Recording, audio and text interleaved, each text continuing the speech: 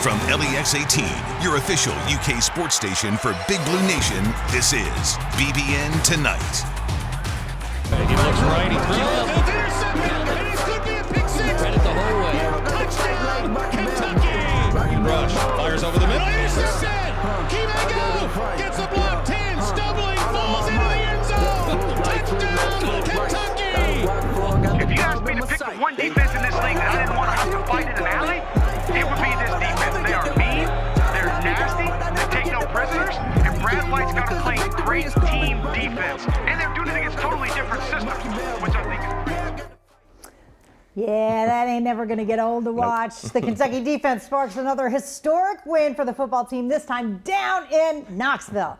Welcome to BBN Tonight. I'm Mary Jo Perino. And I'm Eli Gehn, in for Keith Farmer. And tonight, a joyful recap of UK's blowout of Kentucky. We're going to get help with that from Boss Man Fat, Calvin Joseph, and Cash Daniel. But what a weekend it was for Kentucky football. Let's recap it all in tonight's Big Blue story presented by Baptist Health.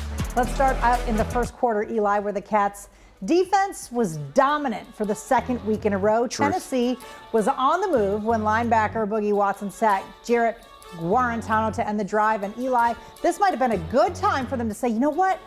He's not our quarterback. That's correct. But they didn't do that. And while also mentioning the number 22, he wasn't even supposed to wear the jersey. Yeah. They got it switched up. Jordan Wright was actually supposed to wear it this week. But that's 2 weeks in a row now where big plays happen while one of these players are wearing Chris Oates' number 22. So you'll have to see that. Let's go to the second quarter. The game was still scoreless, so it was kind of a snoozer. Well, Boss Man Fat says, let me turn that around.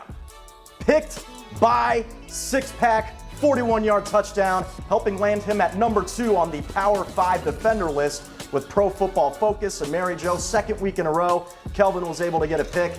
He's really starting to turn around after a lackadaisical first couple of weeks this year. We're going to talk to him later in the show, but you mentioned he's number 2, so someone's got to be number 1. And let's show you who that is, because on the next possession, JG, as the Vols like to call him, picked off again. This time it's Jamin Davis. And big fella goes 85 yards. I mean, barely. Almost didn't make it in, but he stumbles in, somersaults onto the checkerboard. Yeah, he's number 1, by the way, on the PFF power list. Love to see it. Eli, yes. That's the kind of touchdowns. And all of a sudden it's 14 zip. Yeah. And the offense hasn't had to do a thing. Yep, time to put this game away, it felt like, in the second quarter. So we go later in the first half. They're going to, well, hey, we've had an interception on 2 straight possessions. Let's go for the trifecta. Yes, Tyrell Asian becomes the 3rd Kentucky Wildcat to intercept JT. Well, this was JT Shrout. He got subbed in, and you take advantage of that. Here we go. Cats knocking on the door again, deep in Tennessee territory. Yeah, he immediately got subbed back out again. This was a brutal day for Tennessee's quarterbacks. UK would then later add on a field goal. Buffano had a great day. I know that's going to go unnoticed, but let's not forget about that. Tennessee logged its only score of the game with a Ty Chandler touchdown going into halftime. But Eli, listen, Kentucky fans know that no lead is safe.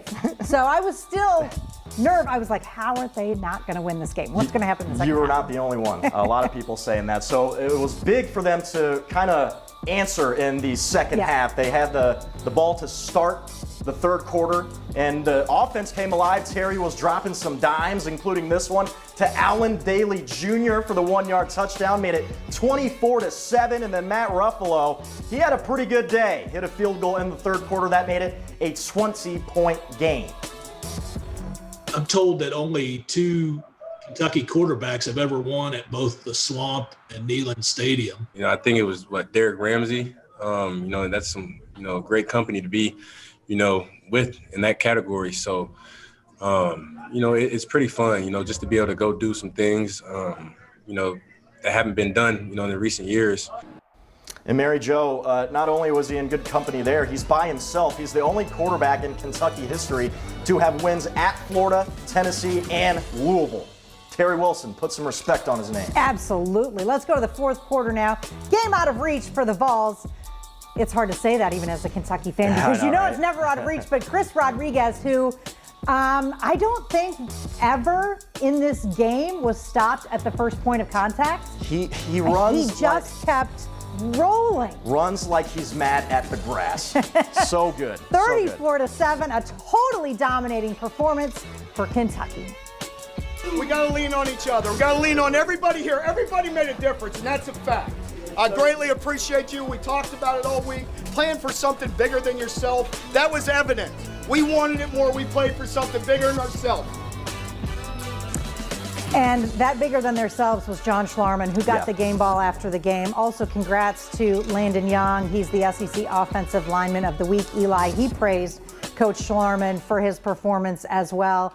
I mean, just an all-around dominant performance. The one thing I do want to mention, and I never really like to knock announcers, but I did hear going into halftime them saying Terry Wilson knew his job was on the line in this game, and I find it hard pressed to imagine that Terry Wilson's job was on the line anyways.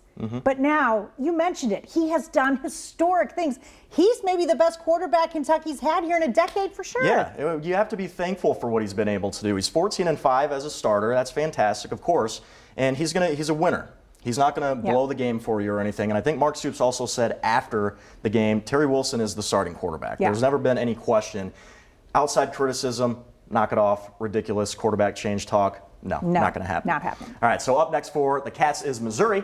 Georgia was originally on the schedule for this Saturday, but the dates were flip-flopped as a result of the SEC adjusting its football schedule because of COVID-19 issues. And Mary Jo, I don't know, not saying Missouri is a slouch, but having maybe an easier opponent coming up this week when you're on a roll like you are right now, maybe the odds going to be a little bit better. You know where I graduated from, right? Yeah, exactly. That's why I said no, they're not a slouch. They got that one over LSU. That was neat. Well, LSU is not that great. And this is all Florida's fault, by the way, because Dan Mullen wanted 1 billion people in the stands, and then he gets it, and along with 21 other people. So, that happens. Thanks, Florida. So now we get Georgia on Halloween night. Coming up next on BBN Tonight, I'll go one-on-one with Boss Man Fat. Hear from the recipient of one of many Kentucky interceptions, Kelvin Joseph, when we return.